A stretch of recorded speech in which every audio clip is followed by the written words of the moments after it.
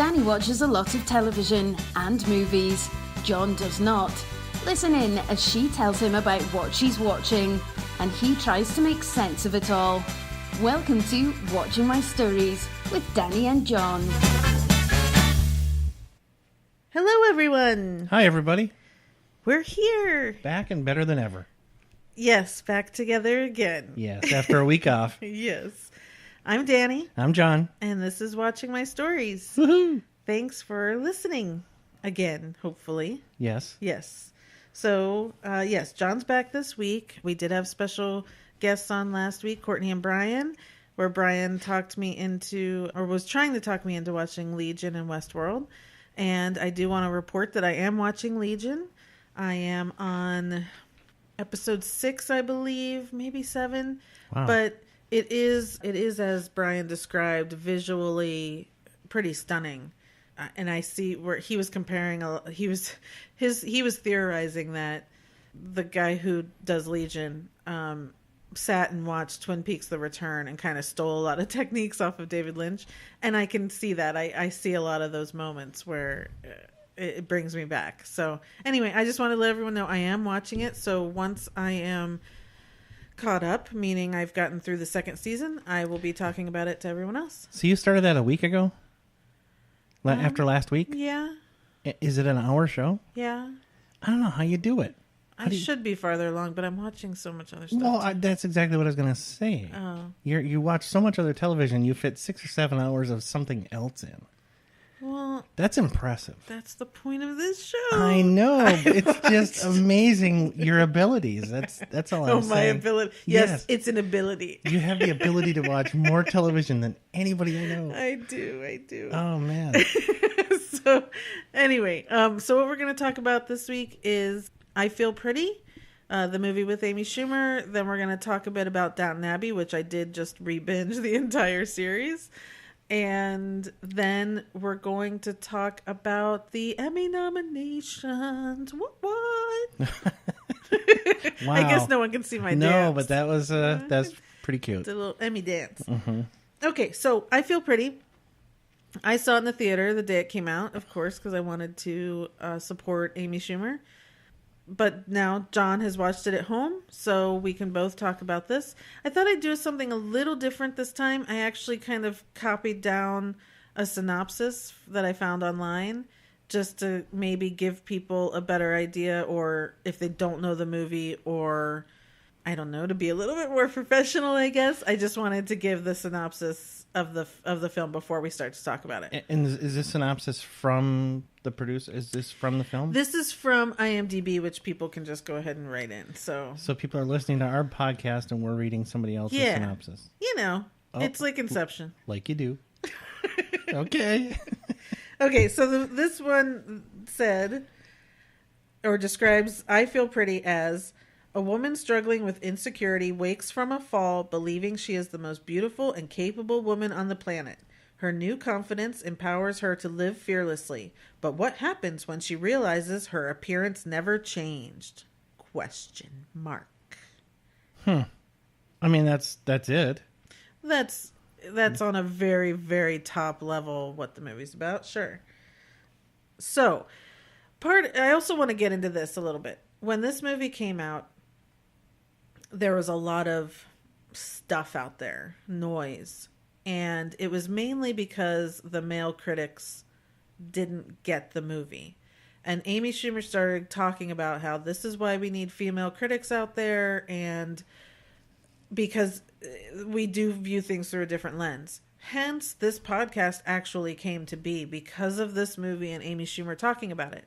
About 20 years ago, I tried doing a blog because I was sick of listening to male critics saying what they were saying, and it never really jived with me and how I saw things and what I was thinking.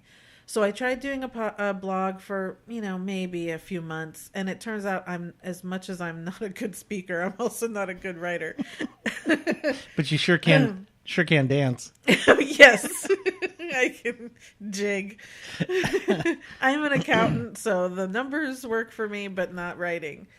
So I gave it up. Then about maybe 10 years ago, I brought it up again because the same thing was happening and a little bit more female-driven movies were coming out and the men weren't getting it. And I tried again and it was the same walls that I hit. I just don't put things down the way that I do when I speak so eloquently. So anyway, when Amy Schumer started talking about this issue again, which of course I've been struggling with for years, I just thought, well, the world of podcasting exists now, so maybe this is something that we can do. So the big overarching picture of this podcast is just that I'm giving my points of view as a female, as someone who is an avid watcher of all things, and then being able to contrast those points of view with John or anyone else who might come on the show to see how they're seeing things. So I just kind of wanted to start in with giving credit where credit's due, that I guess this movie I somewhat owe to us doing this podcast. So you're really saying that your impetus to do this actual podcast was this movie? Or it was the press around it, and Amy Schumer's continuing every time she was talking about it, or then when a critic would pan the movie or say something really stupid about the movie, she was just like, yeah, you just don't get it. And I sat there saying, yeah, he's just not getting it, and I get that. You and I look at things completely differently. So, well, yeah, I mean, some cases, but I think we see eye to eye in a lot of artistic stuff. Well, we'll see. Tell me what you thought about this movie. I Feel Pretty. I thought it was good. I enjoyed it. It felt very similar to me. I found myself having the same emotions and reactions as I had watching Trainwreck. Really? Yeah. That's weird. It's weird. Well, I don't want to dive too deep into it, but I think if you really think about it, it's probably not that weird. The formula, it was a different story, different plot, but the formula was sort of kind of the same, right? And I like Amy Schumer. I love her comedy. I like her style, and I think she's a pretty good actor. I think there were parts of it where it was just, I found myself having the same feelings as I have watching Jim Carrey. Where, yeah, I know. And so here's the thing. I'm not a big Jim Carrey fan. He's too much, too over the top. And it drones on and on and on. Now, she didn't. Oh, hold on.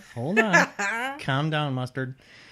She didn't drone on and on, but there were scenes or segments of the movie that seemed a little long to me. They just kept going, and they could have been shorter and moved on to the next point of the movie. But I liked it. I really did. No, I really did. I'm not gonna give it a 5 out of 5, but I did enjoy it. I thought the message was fantastic. I think I got the points that you were supposed to get from it. I don't think I missed it like male critics might have. I liked it. I don't know. There were little parts of it that bugged me and detracted from it, but overall I liked it. Okay. Well, I am going to dive in a bit because this is a very deep movie, and I think it needs to be. I'm not going to gloss over it. Just say, yeah, the message is great, because there's no way a man can watch this and get all the little things that women get. My favorite part of the movie is in the beginning before she's fallen. The character Amy plays is called Renee. She has very low self-esteem. It's not just insecurity. She has very low self-esteem. She just doesn't feel good about herself. And she's constantly comparing herself to all the other women in the world. And she comes home at one point after something, and she takes her clothes off, and she's there standing in front of the mirror in her Spanx and bra, looking at herself. And it's a very, very subtle little thing, but her eyes start to well up, and you can, at least I can, because I've done it a million times. There's just the thoughts that are going on in her head, and It's not a disgust, and it's not like this, horrible, I'm so disgusting. So it's not, it's more about, it's just this sadness. I don't even know that I can find the words, but I get it. I get looking in the mirror and having that reaction. Okay, I'm going to, as a guy, I'm going to take just a second here and say that particular scene, I think I got it. Because when she did that, there was a very subtle look on her face where when she first turned and saw, it was kind of, there was almost a hope on her face. And then she saw, and then reality, and then disappointment, and the downward thing from there. So I saw that. I get that. Okay. Yeah. So from there, she just is unhappy with herself, period. And the thing is that a lot of the critics were coming out saying is she's fine. Like, why would she feel bad about herself? Or, she's not this troll that, like they weren't understanding that every single woman in the world has self-esteem issues and has something about themselves physically that they don't like. Mm-hmm. And I loved that they put Emily Ratajkowski, whatever, I don't know how to pronounce her name, that she's in there and that they give her self-esteem issues because it's true, and Amy's character saying to her, you're perfect and I've always wanted to be you. I've always wanted to just be beautiful like you are. And she's like, a guy just dumped me and I have real self-esteem issues and, all that sort of thing. So it points out that every woman has an issue, no matter who it is and who they are. The most beautiful woman you could ask, what's your problem area? And they'll probably have more than one. Do you have to say something? Well, I think it's so. I'm gonna again from the guy's standpoint. It's been out there for a while that every woman has things going on. Yeah, every woman has things she doesn't like about herself, self-esteem issues, confidence issues, whatever. So that's not. So I'm not gonna speak for all men because obviously some guys just don't get it, right? But I think for the most part, most guys understand that every woman has things like that. Okay. So the point of the movie then is she does fall and hit her head and she wakes up and all of a sudden what she's seeing in the mirror is the most beautiful woman she's ever seen. We never see what she's seeing. We continue to just see her. The world is just seeing her. It's something that she has imagined up in her head. And she lives life that way. She lives life as though she is beautiful. And it changes everything. It's not just about becoming, it's more about confidence. That's the whole point of this, is that if you just are confident in yourself or you just believe that you're promoting out into the world a different thing, that things happen for you. She gets a different job. She gets, a boyfriend. She does alienate her friends, which somewhat bothered me a little bit because I thought just because people are beautiful doesn't mean they're mean all the time, right? Now, she doesn't become mean in the beginning. She becomes very normal, or she stays very normal, but then she does start to alienate her friends simply because she's off doing things. She has more opportunities and places to go and people to be with. And so the point is, at the end of the movie, she does finally realize that there was no change, that everything was the same. And it starts to click with her that these things happened with her still looking the same way out in the world. And it was simply her attitude adjustment that needed to be changed. Mm-hmm. And it is a beautiful message. And the speech she gives at the end is one of the best, and it should be played on a loop on every young girl's phones or whatever, because she says, as young girls, we're free and we don't have these issues. We don't have all of this stuff. It's once someone says something to you, it's like tar is being thrown at you and it sticks to you. And then the next person says something and it sticks to you. And we start to get weighed down to where eventually we can no longer move. And it's not that it's true, and it's not that it really is something we absolutely believe in, but it never, like I can remember something someone said to me in 5th grade versus probably a ton of good things that people ever said to me, so the bad things stick. Yeah. And it weighs us down, and we just never can shake it. And the people who are truly confident and happy with themselves or portray that, I am jealous of those people, because that's a really, I think, rare quality to have, to be fully accepted by your own self, if that makes sense. So, well, that is deep. That was deep. So the point of all of this is, I still love the movie, and I'm making the movie sound really deep. It's funny. To me, it was really funny. I loved so much of it when the wet t-shirt contest or bikini contest, whatever it is. I absolutely love it. Yeah. And honestly, when Amy's dancing, I think that's one of the sexiest dances and looks ever. I adore her. I think her boyfriend, what is his name? The guy who plays her boyfriend. Yeah, I can't think of Roy his name. Scovel. He's adorable and funny, and he's, he does kind of fall in love with her because of her confidence, but that's not all there is to her, too. So, the movie is written and directed by a man and a woman, which I also love. It's Mark Silverstein and Abby Cohen. They've been writing partners for years, and this was their first directing attempt. So what I love about that is that we got both, that there is a male's voice in there as much as there is the female's voice. Mm-hmm. So it really does speak to a lot of that. And Amy was a producer, so I would assume, there might have been little things there. She was like, no, chick wouldn't do that, or who knows. Oh, I'm sure. And Michelle Williams is hysterical. She's the head of this beauty cosmetics company, and she has this horrible voice, which again, here's this beautiful, confident woman who has all this money in this company, and she's sitting there saying, it's my stupid voice. No one will take me seriously because of my voice. And everyone has something. Everyone has something that makes it so difficult to overcome. And it's not about getting men. It's just about walking out the door and feeling okay and feeling good. Mm-hmm. And the friends, Adie Bryant and Busy Phillips, what I love about them is that they don't care about any of that stuff. So we're also seeing those women who, they're just like, yeah, we want to go on dates. And, when she thinks she's beautiful, they're like, I don't know what you're doing. Like, you're changing things. And they just they're somewhat, they seem to be happy with themselves. Yeah.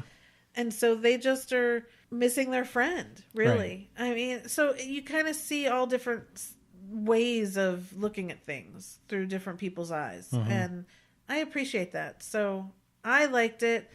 I will watch it over and over and over again, of course, simply because it's a great cast and I love Amy Schumer, so I will. I would probably give it 4 out of 5.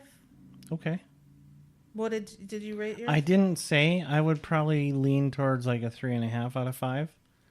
And having said that, it was a funny movie. There were lots of parts of it that I really, really liked, and I will watch it when it comes out on the movie channels. Yeah. Again. The silly thing of, which was just a great little thing, where she comes in to work on that first day after she does think she's beautiful, and she's coming in to work, and she's slow-moing in and doing the walk and the music, and she's waving her arms up, and then they show it to us in real time without the music and no more slow-mo, and it's just this chick who's walking in, waving her hands and strutting, and, and it's like, that right there is the underlying thing we're all looking for. We want to feel like we're strutting in everywhere we go, and that we feel good about ourselves. Sure. That's it in a nutshell. But they did it in a very funny and entertaining way, as far as I'm concerned. Yes. So, okay. That's I Feel Pretty. Okay. Yay. Now, I did re-binge Downton Abbey. My summer television has been really slow this year. So I decided to re-binge all the seasons. And then it's so funny that yesterday they announced that they're coming out with a movie. Well, I already knew they were doing the movie. I thought they had actually already shot it. But so yesterday was the first I heard of it. Oh. Anyway, I wanted to just talk about it quickly because things changed for me binging it than when we originally watched it. So John did watch Downton Abbey with me when it was, live and on the air. And you loved it. Loved it. Yeah, it's a great show. We loved it. Absolutely. Can't wait for the movie. But there were things that I was actually shocked that changed for me when you're sitting and just watching it one after the other, after the other, after the other. So, first I'm going to say Lady Edith is my favorite. She was my favorite when I was watching it before, but man, now, gosh, I just love watching her entire story. What are you laughing? And on the opposite end of the spectrum is? Oh, Lady Mary. We're not even going to get into that. Okay. She's... Every time she's on the screen, you're like, oh, God, I can't stand I hate her so much. I hate her. She needs to die 1,000 deaths. Maybe that's what'll happen in the movie. Nothing against the actor. No. But the character is just... Yeah. Love Michelle Dockery. I watch her show Good Behavior now. Uh-huh. She's fantastic in that. It is Lady Mary. Whoever designed that character can suck it. I hate it. I hate her so much. There's no denying any of that. Oh, sorry. I didn't mean to sidetrack you, but I just had to throw that in there. It's so funny. So angry. Okay, but there were characters that before I thought I liked or that I had moments of liking, and it turns out not so much. Really? I know one, but... So the first being Carson. Oh, yeah. So what was interesting to me is that when we watched it originally, I remember like having sympathy for him at times and liking him at times. And especially when him and Mrs. Hughes got married, I was happy for them. I really wanted it to happen. Watching it, I think the thing is, one, when you're watching it with space between each season, you forget.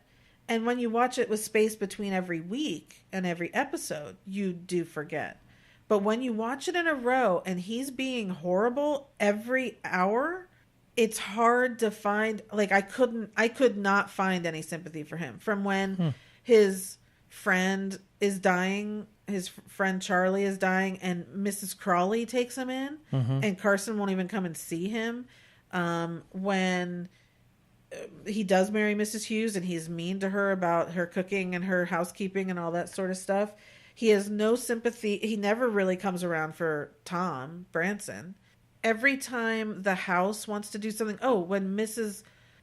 Potmore, she had her bed and breakfast, and the people were having an affair or whatever staying there. Like, so the Crawleys were like, well, let's go and have tea there. And Carson's like, no, don't do it. Like, every time the house wanted to do something, whether it was bringing in the military during the war, like, he was the snobbiest snob out of the entire cast. Especially the open house, when they talked about having the open house. I mean, he never faltered. He never had one window where he was open to anything or likable to anyone. And I think that's on purpose, right? Because that character for that time and that generation and his job, that's what it was. Sure. He was very rigid and very structured, and certain things just had to happen and certain things could not happen. Sure. And I completely understand that. My point is just, I didn't realize watching it real time that he was really that bad. Yeah. It really shone through when you're watching it one after one after one. See, you bring up an interesting point. I don't want to sidetrack the conversation about Downton Abbey, but I do want to say it does change things how you watch the show. Sure. Right? And I think when you get somebody's opinion of a show, maybe like people are listening to this and getting ours, or you're talking to friends and you say, hey, what did you think of this? I think it changes things, and you kind of have to factor that in of why didn't they like it? Why did they like it? Did they watch it like normal weekly and seasonally versus all in one day or binge it? Yeah. Right? I think you're pointing out a new phenomenon in that it really matters how you watch the show. I can't say that across the board because I do rewatch a lot of my shows. And I've never come across this before. Really. So I can't say that that's true. I'm going to challenge you. I think you need to go back and binge like... I am. I'm doing Lost right now. Lost is a bad example. You're going to love it no matter how you watch it. But I think a show that you have fond memories of, like right now, from the 80s, I loved Miami Vice, right? Now, even just one episode is a little tough. But if I it wasn't a good show. Calm down. If I watched it, it's relative to the person, right? It's very subjective. I liked it. You didn't like it. But to me, if I binged it right now, I'm sure it would be completely different. Well, of course it would. First off, that's a long time to go from watching it back then to watching it now. So that's a big difference. But that's not even my point. What is your point? My then? point is in how you watched it. If you watch it one after another, like binge it, all of a sudden you're not going to like Tubbs? Well, no. That's my point, is that it's actually changing how I felt about characters. Well, right. So I don't think Tubbs would be the issue, but I can see it changing how I felt about I forget what his character's name was. Edward Olmos's captain character. Not Captain like, Captain Morgan. Yeah, I think it's just a bad comparison to try and do fine. advice and stuff. So I apologize. Let's get back to Downton Abbey. Well, I just, it would have been interesting if you had re-binged this too, if you felt the same way. I can't do what you do. And it might not, and you might not have. It could have just been me and that I really felt this way. Well, this is why I say it's very subjective. The same thing happened to me with Barrow, where I remember having sympathy for him at times. I remember feeling bad for him at times, especially like when he was doing the injections to try and stop from being gay, when he did come on to Jimmy, the other, footman, and, but now I never felt bad for him. Mm-hmm. Even when he was doing the injections, like, he got help, but immediately was pretty much a jerk again. Like, it was like he never stopped. It was really it even at the end, he goes and gets that other job, remember, and he's bored, and then Carson gets the shakes, and so they need to hire someone, so they bring Barrow back in, and he wasn't even like, I wasn't happy for him. I was just still like, oh man, he's still gonna cause so many problems. And people kept trying to be nice to him. Anna was always nice to him, and the new maid, and I can't think of her name, the final maid that, yeah, I know who you're talking Lady about. Crowley had. People would try and be nice to him, and he just kept Bennett being mean to them. No, so I. There were other people. No one got heightened the other way. So the people, well, that's not true. Lord Crawley, Bernard. Bernard, his name was Bernard in Notting Hill. Hugh Bonneville. So that's what I always call him, Bernard. Bernie. He was a lot nicer than I remember. But then there were a lot of times where he wasn't. So it was like, he was one of those that I think I didn't realize how divisive he was. He was very nice and overly nice so much of the time. And the whole family was. That was one thing that was also coming into play was, wow, that family was really nice, and they really took care of those downstairs people. Like, almost too much sometimes. I felt like that can't, like, no one really did that for those people, or no one really took care of them that way or this way or whatever. But overall, it was like they just kept doing so much for the downstairs people, even though they were servants. But, aside from the fact that they were treating them like servants, they also still treated them very nice sometimes.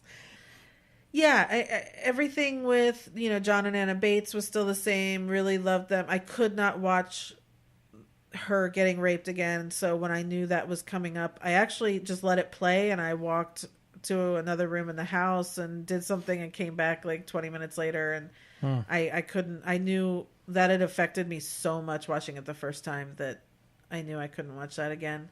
But that whole thing, like, again, when he was in prison, when John was first in prison the first time for killing his wife, and then when Anna went to prison for Mr. Green, when watching it in real time, that felt like it lasted years. Like it felt like they were both gone for so long. And honestly, it was a couple episodes and then they were back, and it was like, oh, okay.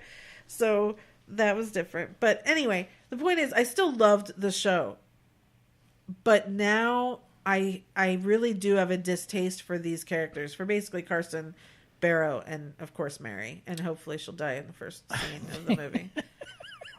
And maybe it'll be all three of them. Maybe Carson and Barrow and Mary will be riding down the street and something horrible happens and they're all dead. And then it'll be all happy. Okay. Wow. That took a turn. Okay. And Lady Edith rules them all. And Mosley. Oh, and Mosley. I want Mosley to, live the good life. Oh, when he got offered the teaching gig, and oh my God, I was crying. Yeah. I was so happy for him. That was one of the high points of the series, if you ask me. Yeah. And Lady Edith getting married and becoming a higher rank than Lady Mary. I tell you, Julian Fellows went out of his way to make Mosley's life hell for seasons on end, the whole show. It didn't happen until the second to last episode. He was literally the poor bastard for 5 years. Bad for him. He was so sweet. Yeah. Oh, yeah. And the other thing I loved was, or not loved, but that had a bigger impression on me this time than watching it real time, was Lady Sybil's death. It, watching it condensed like that, and it was a devastating death. I didn't remember how bad the whole thing was, and that scene, it was I was a mess. And it carried on for probably 3 or 4 episodes where I was just crying still the whole time. It was a lot more traumatic watching it binging than it was watching the first time around. Yeah. And even into other seasons, every time Tom would bring her up or they would do something, it was I was a mess. It was such a different feeling. Well, I'm sure binging, it just magnifies everything. Right. For sure. Well, what about Matthew's car crash? His death? Okay. Okay. Because she was the only one who cared, so I was just angry at her. Mary, I was like, get over it. She wouldn't leave her room and all that. I was like, ugh, whatever. I don't give a crap what happens to her. Wow. Okay. Okay. Well, there it is. There's probably a million people out there hating me right now. She's the best. I love her. We hope there's a million people out there hating you. Oh, well, yeah. That would be great. There's 10 people out there right now hating me. But we love you, 10 people. As soon as they hear about your feelings towards Mary, yes, word will get around. Yes. Okay. Okay, so now we're going to get into the Emmys. First, let's take a quick break. Hey! Welcome to Shamblefest. I'm Jess. I'm Amber. And we are your one-stop weekly shop for news shambles. We're a weekly WTF and current events comedy podcast. We drop episodes every Monday morning. Tune in. Shamble on. All right, we're back. Hi. Okay, thanks for that. Let's see. Okay, so we're going to get into the Emmys. I've got a bit of notes here, and I'm only going to try and talk about just the main high-level categories. I'm sure everyone has heard all of these things. And a bit of notes. I've never seen you have that much paperwork in front of you ever. Ever. Even on the mortgage. I never saw that much paperwork. Sorry. He's funny, folks. Even on a mortgage. Mustard? What? He couldn't even say mustard. Mustard? Mustard. Okay. So I'm sure everyone's seen the stats. The biggest deal out of these... what? I have to say, I don't know anything about the Emmy nominations other than what you've told me. Right. So I'm going to repeat that now. So the biggest surprise to come out of these Emmy nominations is that Netflix ended up with more nominations than HBO. HBO has been number one for 17 years. Is that a surprise, though? Yes. Because, let me explain. Okay. My bad. Yeah. Netflix has only had original programming for 5 years. But it's awesome. HBO has been number one for 17 years. Yes. With nominations. But they're turning to crap. No, they're not. Yes, they are. You don't watch anything. You can't say that. I don't watch anything because there's nothing on. Big Little Lies. No. New Sharp Object. No. Big Little Lies won everything last year. Well, not for me. Veep. Nope. Silicon Valley. All the okay. Before you... Okay, sorry. Netflix got 112 nominations. Okay. HBO got 108. So there's only 4 difference. And the other reason is Veep is not eligible this year. So that already took a bunch out. Why is it not eligible? Because they haven't aired. They had to push back because Julia Louis-Dreyfus has cancer, so there wasn't a season on during the eligible time. Okay. Yeah. I guess that makes sense. Yeah. So anyway, so that's a big deal. I love it. I do love Netflix's programming. I love HBO's programming. So, but it was just kind of a really big deal for everyone. The Game of Thrones got the most nominations with 22. I can't speak to that. I don't watch it, and it makes me angry that they get nominated. And we'll get into that in a little bit. The second on the list that's cool is SNL and Westworld tied for second with 21 nominations. SNL got 21 nominations. Well, they had a good year last year. It wasn't my favorite season at all, but as far as costuming and hair and all of that, like those people amaze me. Their sets, all of and that. topical, right? Because they had the whole Trump and Kellyanne Conway and the whole right. I mean, it was like made for SNL last year. Yeah, wasn't the best though. Okay. Assassination of Johnny Versace got 18, and Atlanta got 16. So those are kind of the top shows nominated over everything. So let's see. I'm going to talk about my things that were missed first off. Okay. That I care about. So other people probably don't care about these, but I care about that they were missed. My first thing every year is always that The Walking Dead doesn't get anything. Now, there are times where they will get nominated for makeup or possibly stunts. They got nothing this year, and it makes me angry. And look, those actors work their butts off, and they are amazing. And all you have to do is turn on any episode at any time, and you will see truly fantastic acting. And the fact that they're never recognized it makes me very angry, especially because Game of Thrones gets best drama, and it's like, hello, how are the two any different? Because people want to say The Walking Dead is just this genre TV show and no one pays attention. Well, so Game of Thrones is on HBO, so they get recognition. Doesn't make sense. Do you think it has anything to do with the general feeling towards, and I use this term loosely, comic book adaptations and awards things? Because a lot of the, almost all the big movies nowadays are comic book characters or movies, right? And they never are represented in any of the Emmys or Oscars or anything like that. Yeah. Right? This year will be different, but yeah. Well, okay. But do you think The Walking Dead suffers from that too? Yeah, totally. Oh, okay. Which doesn't make any sense. It really doesn't make any sense. But, it's the number one, well, it was, I don't think it is anymore, but the number one cable show of all time for years, and still it didn't get any recognition. Also, Kristen Bell was not nominated for A Good Place. That's a fantastic show, and that should have. And she's fantastic in it. She's fantastic. I mean, I love that show, and I love her, so I'm disappointed about that one. Yeah, and that the show isn't recognized, I believe. It wasn't. It's just such a clever show. It's so smart and different, and it really should be recognized for that. Right. Ellie Kemper. It doesn't make any sense. She carries that show. Well, I don't know if she carries it. Titus was nominated, which I love. But she, she's another one.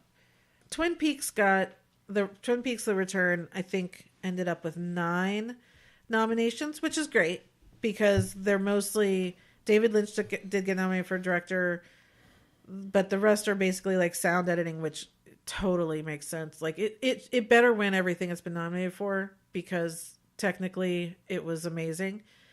But Kyle MacLachlan wasn't nominated, and the show wasn't nominated, and that surprises me only because I really do... Nothing will ever compare to those 18 hours of television. Like, nothing. So, I'm a little surprised that it was left out of the big categories. And then, I've got a list of shows that are left out, whether it's the actors on the show itself, the writing...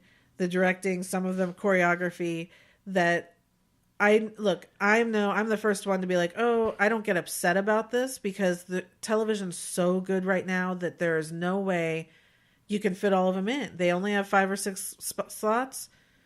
You can't get all of them in, and I get it. I just want to put my voice out there to say I wish these shows somehow could be included, even though I fully recognize they couldn't. The comedy You're the Worst is really a fantastic show, and especially the last season, they've really done a great job talking about mental illness and that sort of thing. Crazy Ex-Girlfriend, which has been nominated before. They talked about mental illness and everything on a comedy show last season, which was great. I mean, Rachel Bloom won Golden Globe, and so I'm surprised that didn't get anything. Jane the Virgin, same thing. Fantastic show. Very smart in the way that they tell their show in this Telemundo type way. No acting, no show nods, nothing for them. Didn't she or that show win a couple years ago? Yeah, Golden Globes and stuff. So, and they have been nominated before, I believe. Huh. Queen Sugar, you all know. It's my favorite show on actual television. That wasn't nominated? There's nothing for Queen Sugar, which isn't surprising either. But why is it not surprising? Because it's a diverse show and we're still catching up. Oh my God, that's awful. Because it's awful. Even just the technical, just cinematography alone should have been. Let alone the acting and the show and the directing, and so big loser on that one. I hate people. Yeah. Then there are two other comedies, just half-hour comedies that I knew no one was going to really recognize. One is Divorce on HBO, Sarah Jessica Parker and Thomas Hayden Church. It's a fun, Molly Shannon. It's a fun show, but it's a serious show. It's great, and it's just worth watching. But I'm a little surprised because it is an HBO show. I'm a little surprised it didn't get anything. And then Andrea Savage's show on True TV called I'm Sorry. Yeah. It's one of my favorite, funniest shows, and I'm a little shocked that it didn't even, like, there wasn't even a writing thing or something. But again, I get the pool is massive, right? There are hundreds of shows to choose from, and the ones that have the money that are going to campaign and all of that, they're the ones that are going to get the nominations, and I doubt True TV has the money to be out there. But if you can check out the second season of I'm Sorry is coming out soon. Andrea Savage, hysterical. You must see it. I don't know which is better about that show, the writing or her delivery. Yeah, because she is just it's so great.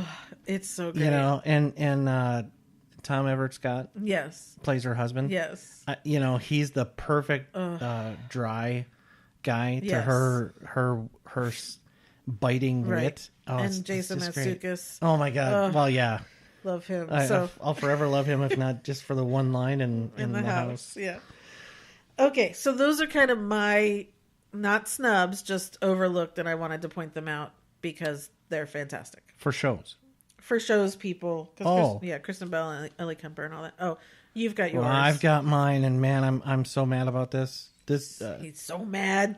This is me infuriated. Yes. I don't even think I said that right. He's very angry with him. I'm very angry with him.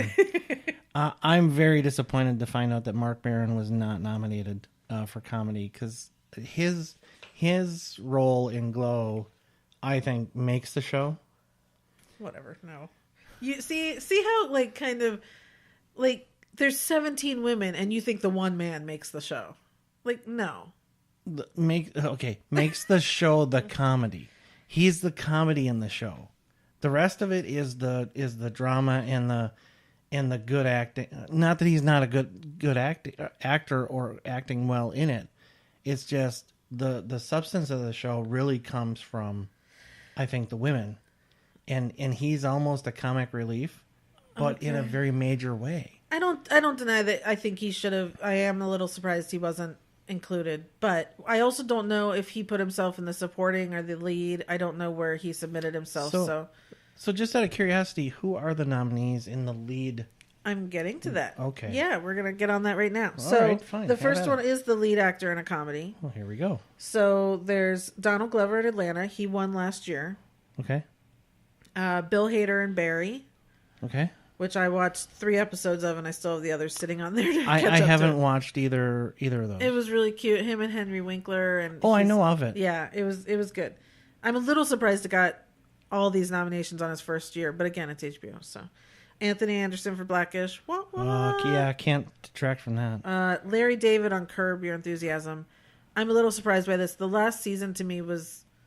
We'll get into that. We'll get into that in a minute. Ted Danson on The Good Place. Oh, okay. And Bill Macy for Shameless. And he's won before. So the way every year I print out the ballot and then I mark it up. And I always mark it up on my favorite and then who I actually think is going to win. Because my favorite is usually not the person who's going to win. Mm-hmm. This year my favorite is Anthony Anderson. You guys have heard me talk about it almost every week. Blackish last season was the most amazing season. I want it to win everything. I don't think it will. It won't surprise me at all if Donald Glover doesn't win it again, because I've heard, I have not gone into Atlanta. I definitely want to binge it, but I've heard that the second season is really great, and so it's not going to surprise me if he gets it over Anthony Anderson. So those are my thoughts. So that's, I easily could have replaced Mark Maron with Larry David on in this category for sure. Okay. So the next is the lead actor in a drama. So there's Matthew Rhys in The Americans, Jason Bateman in Ozark, Sterling Brown in This Is Us. He won last year. Milo Ventimiglia in This Is Us, Ed Harris in Westworld, and Jeffrey Wright in Westworld. So I think I want it to go to Jason Bateman. I've watched 6 episodes of Ozark and I stopped. I stopped on purpose, everyone. It was something that it was not keeping my attention. But I have been saying, especially when the nomination's coming out, if it came out with all of this, I was going to go back and finish the season. So I am going to do that.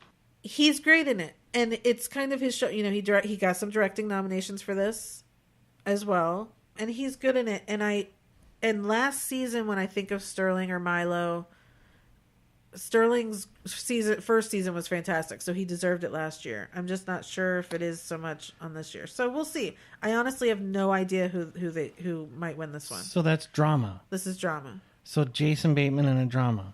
Yeah, Ozark. Okay. Yeah. So I obviously haven't seen it. Yeah. Right, but he does well enough in that to be nominated. Yeah, he carries the show. Literally carries the show. Okay. Yeah. Huh. Okay. Yeah. Well, good for him. No, seriously, because he's such an amazing comedic actor. Right. Right. That to go over and do that on the drama side that just shows his range. That's fantastic for him. So for the Westworld nominations of Ed Harris and Jeffrey Wright, we have not watched Westworld. You heard last week Brian was trying to talk me into watching it. I do believe John and I are going to watch it. He's finishing up the second season of The Crown right now. I think you have 2 or 3 episodes left. I don't know. Yeah. So once he's caught up with that, then we will get back. We will start Westworld. So I can't really speak to their nominations. Okay. All right. So then lead actor in a limited series or movies, Darren Criss in Assassination of Versace, Antonio Banderas, Genius Picasso, John Legend in Jesus Christ Superstar, Jeff Daniels in The Looming Tower, Benedict Cumberbatch, Patrick Melrose, and Jesse Plemons in Black Mirror. So I'm going to give a quick, because I kind of have a little involvement in all this. I watched Johnny Versace. I didn't watch Picasso. I did watch Jesus Christ Superstar. I started Looming Tower. Wasn't my thing. I started Patrick Melrose. It wasn't my thing. And I don't watch Black Mirror. So it's hard for me to really say this, but watching Darren Criss in Johnny Versace was terrifying. It was a transformation as far as I'm concerned. Like it was terrifying. Like he really was somebody so else. Scary. Yeah. And scary in that subtle serial killer way. You know, just it was a performance for sure. So my vote goes to him. I have no clue, though. It won't surprise me if they don't give it to Benedict just because it's Benedict Cumberbatch, you know. But we'll see. I mean, he's really good, obviously. Yeah, of course. But he's playing drunk, and it's like 5 episodes, and you know, but it's something that he's been wanting to do. So okay. So we'll see. Okay, so the next is the lead actress in a comedy: Pamela Adlon for Better Things, Tracy Ellis Ross for Blackish, Lily Tomlin for Grace and Frankie. Good. Issa Rae for Insecure, Rachel Brosnahan for Mrs. Maisel, and Allison Janney for Mom. Okay. Okay. So, I have my favorite in there. My favorite is Tracy Ellis Ross for Blackish. She had an amazing season last season and deserves it. I believe it's probably going to go to either Rachel Brosnahan or Issa Rae. And I've started Insecure. I haven't finished it. See, you think I watch a lot of things, but I kind of start things and then I'll get into something else, and then and like so. Well, it's only because there are so many hours in a day is why you don't get to watch everything. But I loved what I saw of Insecure, so I am definitely going to finish that. So it won't surprise me if it's her or Rachel Brosnahan. but I really want Tracy to win. Well, the only one I've seen episodes of Blackish, and she is fantastic.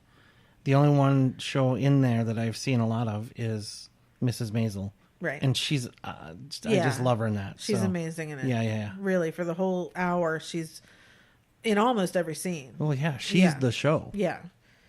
Okay. Oh, and who won that last year? Oh, Julia Louis-Dreyfus, and she's not in it this She'll year. probably still win it this year. It's possible. Okay, so then lead actress in a drama is Kerry Russell, The Americans, Claire Foy in The Crown, Elizabeth Moss, Handmaid's Tale, Sandra Oh, Killing Eve, Tatiana Maslany in Orphan Black, and Evan Rachel Wood in Westworld. Oh my God, what an awful category for you. For me, I know. Oh my God. It was like when they were announcing it, I was just like, oh my God, I can't. Oh man. So, I don't even know how to bring it down. So, I want Tatiana to win. Even though Elizabeth Moss is doing something that I've never seen anyone do in every single episode. She is the most amazing. Now, she won last year. For this? For this category. For Handmaid's Tale. Yeah. So, I want her to win too. But, I mean, listen to this. So they say Elizabeth Moss is Offred, or June, which is her real name. Sandra Oh as Eve Pilastri. Tatiana Maslany as Sarah Manning, Helena, Allison Hendricks, Cosima Nyhouse, Rachel Duncan, Crystal Goderich, Beth Childs, Jennifer Fitzsimmons, Katya Obinger, Tony Sawicki, Vera, MK, Camilla Torres, and Unnamed Clone. It's 13 clones that she played in that show. One of them was a man. Well, was a trans man. So as much as Elizabeth Moss is amazing, this is Tatiana's last time. The show's over. And has she won it before? She has not won an Emmy. She won a Golden Globe. Okay. Let me check on that to be sure. But I'm also not sure that they won't go with Claire Foy.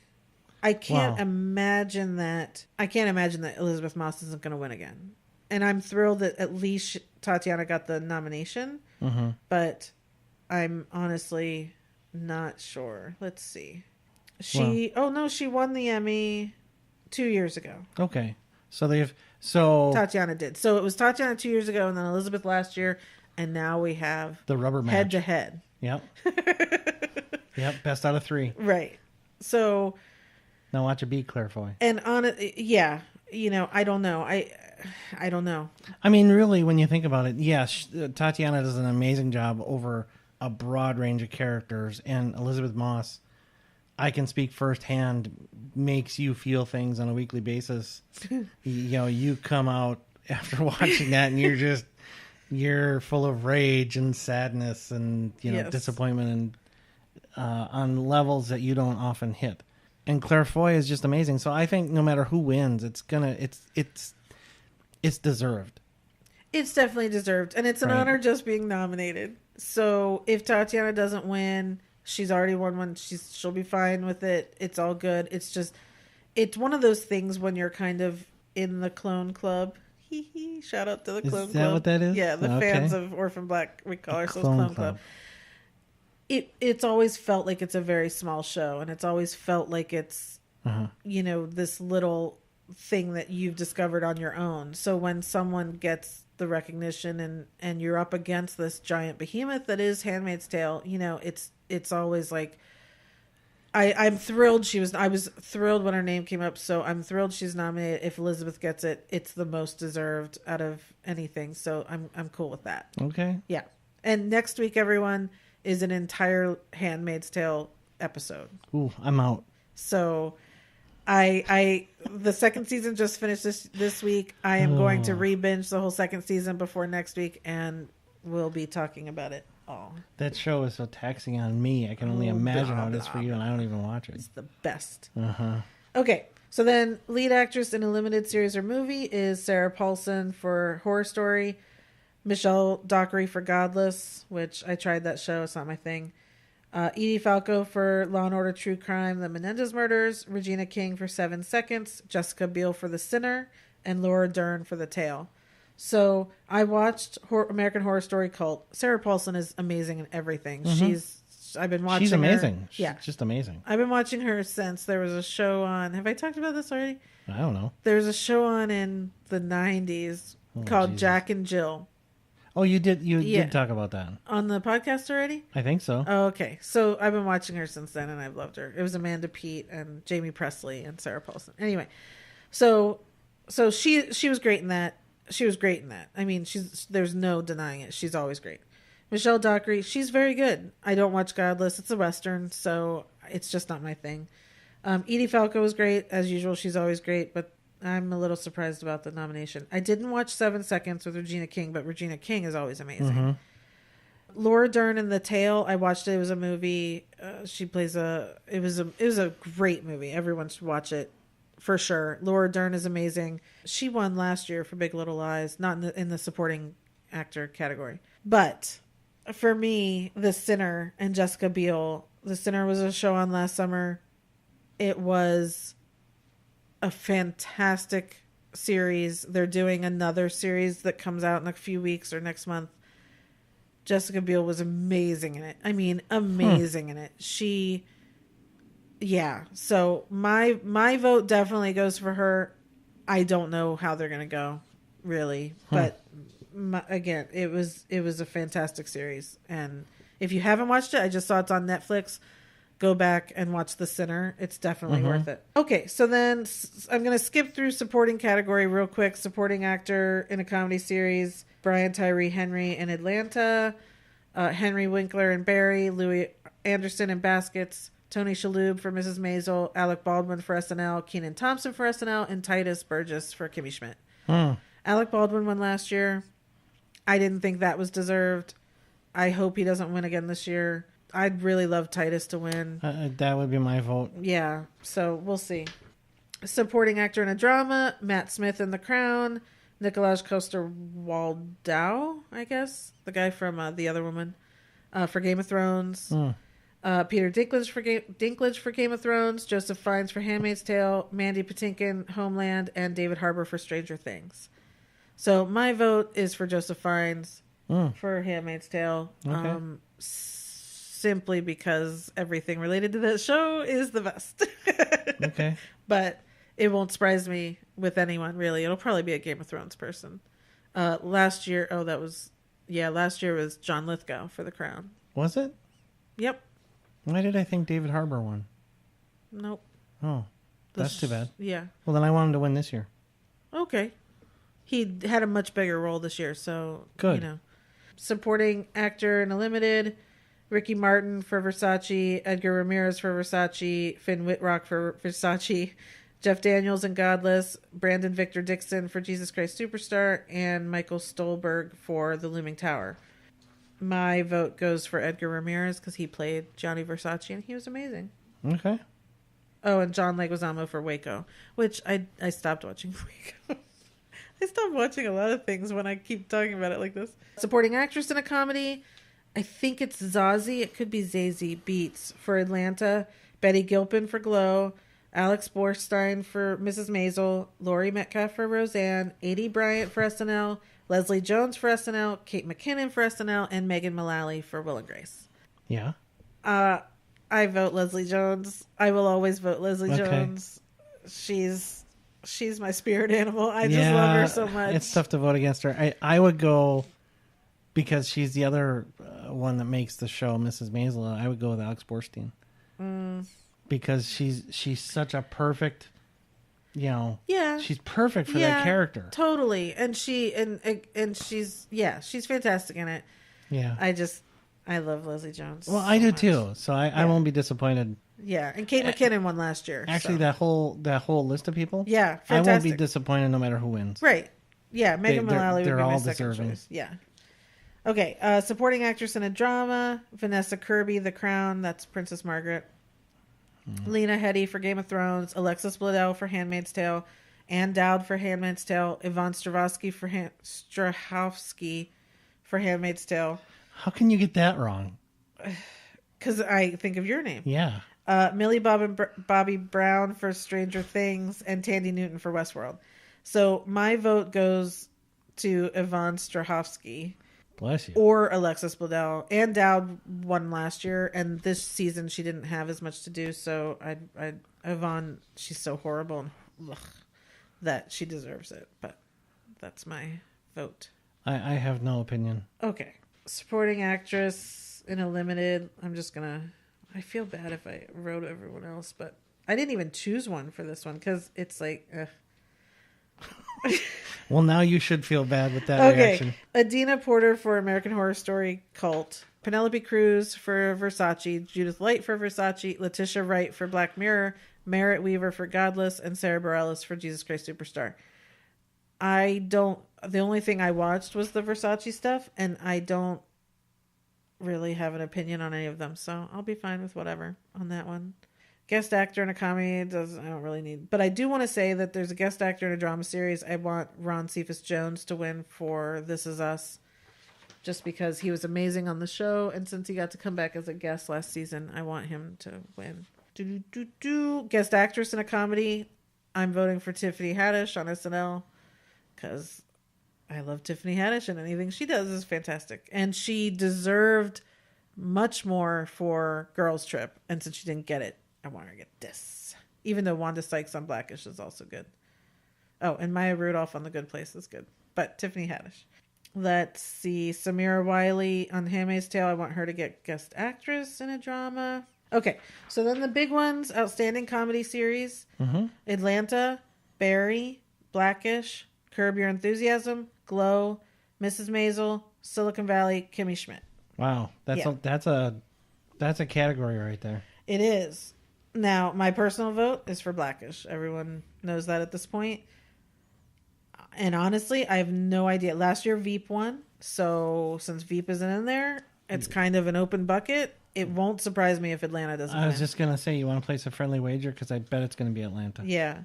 Drama series, The Americans, The Crown, Game of Thrones, The Handmaid's Tale, Stranger Things, This Is Us, and Westworld. Holy smokes. And last year, Handmaid's Tale won. Read those again. The Americans, The Crown, Game of Thrones, Handmaid's Tale, Stranger Things, This Is Us, Westworld. Well, I gotta say, and I don't mean to be anti any show, but I know more about all those shows except for Game of Thrones. So I would say as long as it's not Game of Thrones, I'd be satisfied with any of them because they're all good shows. They're all great shows. And yeah, of course, I don't want Game of Thrones to win. What is our problem with the Game of Thrones? Why haven't we watched it? I don't like fantasy, so that's why. Okay. That's why I haven't watched it. And it's just not my thing. Yeah. But I get angry because I watch a lot of genre shows and quote unquote genre shows, and my genre shows don't get recognition, and Game of Thrones walks around like it's this big old thing, and it's just like because it's HBO. Right, I guess. I don't know. It's weird. My vote's for Handmaid's Tale again, but I'm not going to be upset by some others. Sure. So the rest of them are all technical. I'll say Glow, like we had talked about. They did get makeup. They got hair. They got costumes. They better get hair. So there's a lot of that. Yeah, it's going to be interesting. I hope this wasn't horribly boring for people to have to listen to, but there's a lot of TV out there, everyone, and it's really good. And the Emmys are exciting now, almost more exciting than the Oscars these days, because television is so good now, and movies are hit and miss, or we always know the ones that are going to be at the Oscars, and they're not necessarily the big ones or the entertaining ones and that sort of thing. And TV, look, there are some that we don't watch, but there's a lot of still good shows that are nominated that we do watch, and they're great, and there's something for everyone. Yeah, if you have a DVR and Netflix and Hulu and Amazon, you can't say there's nothing to watch. Right. There is so much good television out there right now. It's insane, really. Right. Yeah. Yeah. Orange is the New Black also wasn't eligible this year because they're not starting until next week. So they're not in there, which is also different. Modern Family was another thing that people were shocked about. This is the first year that the show's been on that it hasn't been nominated. And none of the actors got nominated. Now, my point of view is, because the show should have ended over a season ago. This last season felt repetitive. And it's still funny, but I've seen this. I've done this. And now we have to go through another season of it. And so it's like, So people were a little freaked out about that, but it is what it, again, comedies. Modern Family was great when it first came on, but now we've seen that. We've moved on to these other comedies. Yeah, the pack has caught up. Exactly. Yeah. Yeah. So yeah, I hope that I don't think there was any insight in that whole thing, but I hope you guys enjoyed listening to that. And this is you watching your stories and telling us about it. Yeah. So that's Danny's take on the Emmy nominations. So now we've got about 2 months until the Emmys are on, and then we will see what happens. It is an honor just being nominated. You know what that's from, right? No. Who's the Boss? Oh. When Angela was nominated for, was she in advertising? Judith Light? Was it advertising? I think it was advertising. No idea. She was nominated for an award or something, and she didn't win. And so she just walked around like in this daze going, it's an honor just being nominated. It's an honor just being nominated. You didn't watch Who's the Boss, did you? I only did because I was an impressionable age and she was on. Judith Light? Yes. Most dudes like Alyssa Milano. What's wrong with you? Hold on. I did too, but I don't know. I can't help it. Okay. Anything else you want to cover this week? I don't think it's a good idea. Yeah, so we're working on stuff. We're watching some shows. We'll have more to talk about later on. Hopefully some movies. But next week is definitely going to be Handmaid's Tale. I do have some other guests that are going to be on and talk about some stuff in the next month or so. Ooh, and we're taking a vacation in a couple weeks. Yep. So we're going to have a lot of time to watch some television. Yes. So I'm going to get caught up on some of the shows and we're going to talk about them. Hopefully. Mm-hmm. Yes. So again, same old stuff. If there's something you want to talk about, contact us. Our website is watchingmystories.com. On there, you can reach out on social media or email or anything you want to do and let us know what you want to talk about. We'll have you on. And subscribe to the podcast wherever you listen, rate, review. And I think that's everything. Yep. Okay. Well, thank you guys for listening. Thank you. And until then, I'll be watching my stories. Take care, everybody. Okay, bye.